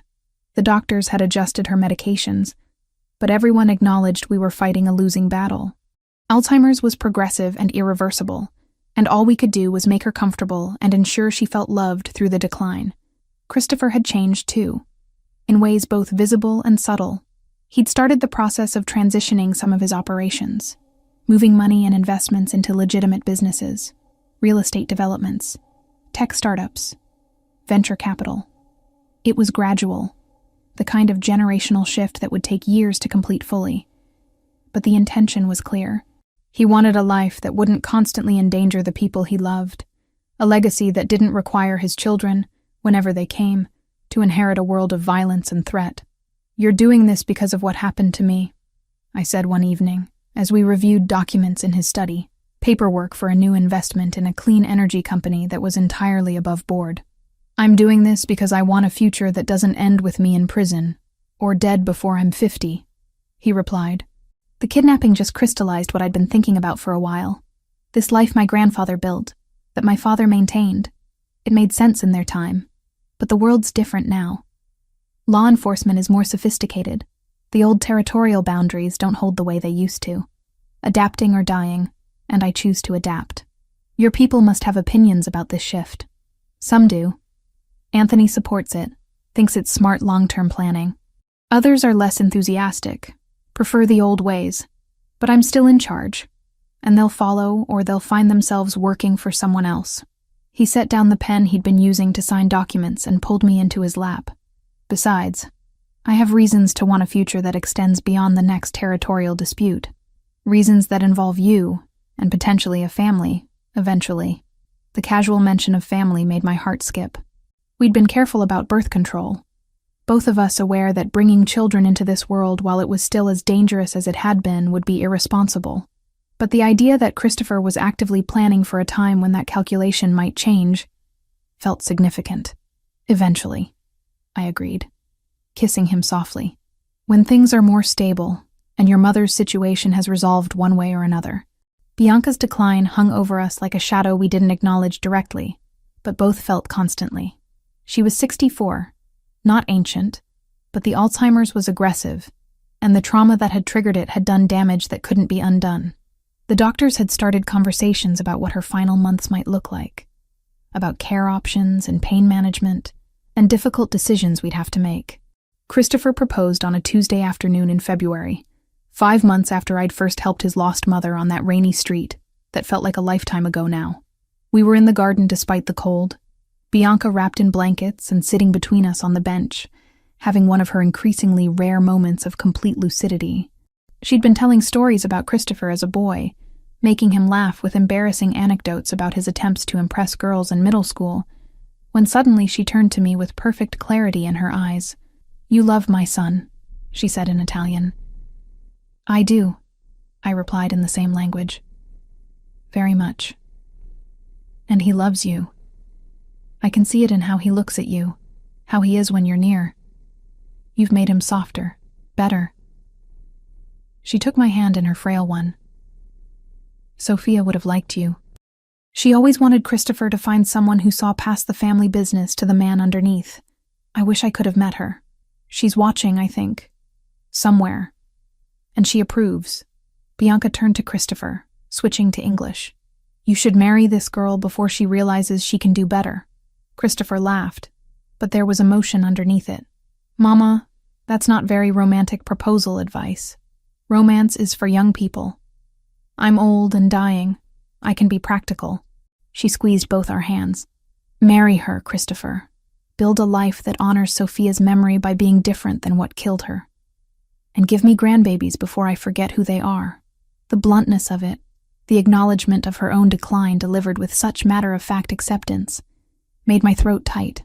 Christopher's hand tightened on mine, and I saw him struggling with his own emotions. "I was planning to ask her, Mama. Just waiting for the right moment.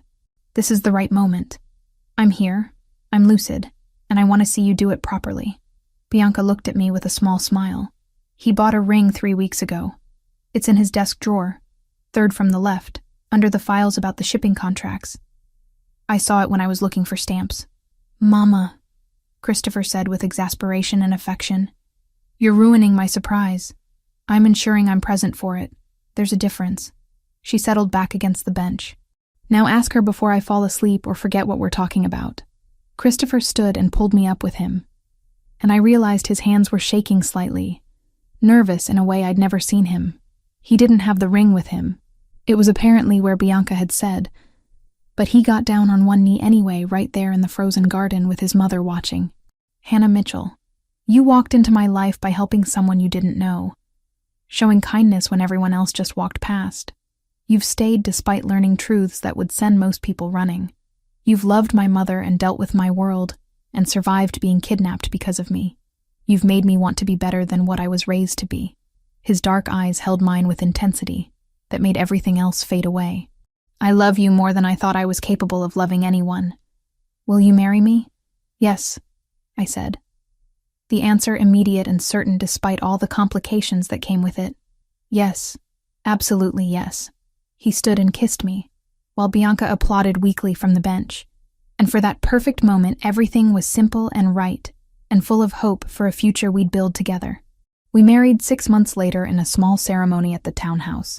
Just immediate family and Christopher's closest associates. Anthony served as best man, Bianca as my honorary matron of honor, despite needing Lucia's support to stand through the brief ceremony. We spoke our vows in the same garden where Christopher had proposed, on a perfect June afternoon with flowers blooming and sunlight making everything feel possible. Bianca cried through the entire ceremony, and afterwards during the small reception, she had a moment of clarity that let her toast us in Italian, welcoming me officially to the family and blessing our marriage with words that had been passed down through generations of Ravellini women. It was the last fully coherent thing she said. Her decline accelerated rapidly after that, as if she'd been holding on specifically to see Christopher settled. Within weeks, she rarely recognized us, spent most of her time sleeping or staring at nothing, her vibrant personality fading into confusion and silence. The doctors moved her to hospice care at home, making the sunroom into a comfortable space where she could be surrounded by family, even as she slipped away from us. I sat with her every day, reading to her in Italian even when I wasn't sure she could hear or understand, holding her hand and telling her about Christopher and our plans and how much she'd meant to me. Christopher would join me in the evenings, sitting on her other side, speaking quietly about his day and his memories of her and Sophia, saying things he probably should have said years ago, but was finally brave enough to voice now. She died on a Thursday morning in early September, peacefully in her sleep with both of us beside her. Christopher held her hand and cried silently while I held him. And we stayed like that for a long time before finally calling Lucia to help us with what came next. The funeral was larger than the wedding had been, attended by family from Italy, business associates, people from the neighborhood who'd known the Ravellini family for generations. Christopher delivered a eulogy in Italian that had half the attendees crying, talking about his mother's strength and love, and how she'd survived her husband's death and her daughter's murder, and still managed to find joy in small moments. He talked about how meeting me had given her happiness in her final years, someone new to love who loved her back. In the weeks after, the house felt emptier, despite my presence. Christopher threw himself into work, specifically into accelerating the legitimate business transitions he'd started. Greco's imprisonment had created a power vacuum that other families were trying to fill. But Christopher had used the opportunity to broker peace agreements and territorial understandings that reduced conflict significantly. He was building the foundation for a different kind of empire, one that could operate openly rather than in shadows. 2 years and a few months after Bianca's death, I discovered I was pregnant. We'd been trying for about 6 months, had finally felt stable and secure enough to bring a child into our complicated world. Christopher's reaction when I told him was pure joy mixed with terror, immediately starting to plan increased security and baby-proofing and approximately 1,000 things that didn't need to be decided in the first trimester. "We're having twins," I told him at the 20-week ultrasound, watching his face cycle through shock and delight and renewed terror. "A boy and a girl. Twins," he repeated faintly. "Of course we are. Nothing about our life can be simple." But his hand gripped mine tightly, and when the ultrasound tech printed out images of our children, he stared at them with wonder that made my heart full. I was 8 months pregnant, uncomfortable and massive, and counting down days until delivery, when Christopher came home one evening with news that he'd been building toward for 2 years. "It's done," he said, pulling me gently into his arms despite my awkward size. "The last of the illegal operations have been sold or shut down. The Ravellini organization is officially a legitimate business empire as of today. Real estate, tech investments, venture capital, all above board and legal. How do your people feel about that?" Some retired, took their cuts and walked away. Others adapted, learned new skills, moved into the legal businesses. Anthony's now officially my chief operating officer instead of my consigliere. And he's actually enjoying the challenge of legitimate business. He rested his hand on my swollen belly where one of the twins was currently kicking enthusiastically. "Our children will inherit a fortune built on questionable foundations, but maintained through legal means. That's the best I can give them. That's more than most people in your position would have managed," I said honestly. "You chose to change, to be different. That matters." The twins arrived 3 weeks later, exactly on my due date. A boy we named Carlo after Christopher's father, and a girl we named Sophia after his sister. Holding them both for the first time, Seeing Christopher's face as he cradled his daughter with tears streaming down his face, I felt the weight of everything we'd survived to get to this moment. We'd started with a chance encounter on a rainy street. A lost woman and a stranger who stopped to help. That choice had led to this. To a family built on love that had survived violence and danger and loss. To children who would grow up knowing their father had once been something darker, but had chosen to become something better. To a life that wasn't perfect or simple but was ours, earned through difficult choices and unwavering commitment. Christopher looked up from Sophia to meet my eyes, Carlo sleeping peacefully in my arms, and smiled with genuine happiness that transformed his usually serious face. "Thank you," he said quietly. "For what? For seeing me that night, really seeing me, and choosing to stay despite everything you learned. For loving my mother and giving her joy in her final years. For surviving being kidnapped, and still choosing this life with me. For these children, this family, this future I never thought I'd have." He leaned over to kiss me softly. "For being brave enough to help a lost woman in the rain and changing absolutely everything." "Best decision I ever made," I replied, and meant it completely. Our story didn't end there, of course. Life continued with all its complications and challenges, raising twins while Christopher navigated the complex world of legitimate business, built on a foundation everyone knew, but rarely mentioned. The past due notices that had once covered my tiny kitchen counter were gone. Every bill tied to my father's care had been paid in full long ago, replaced by grocery lists and pediatric appointment reminders. But we faced it together, partners in every sense, building something worthwhile from the ashes of what had been. And sometimes, on rainy October evenings when the twins were asleep and the house was quiet, Christopher and I would stand at the window and remember that night, when everything changed, when kindness and gratitude and choice had led us to each other and to this complicated, beautiful life we'd created together.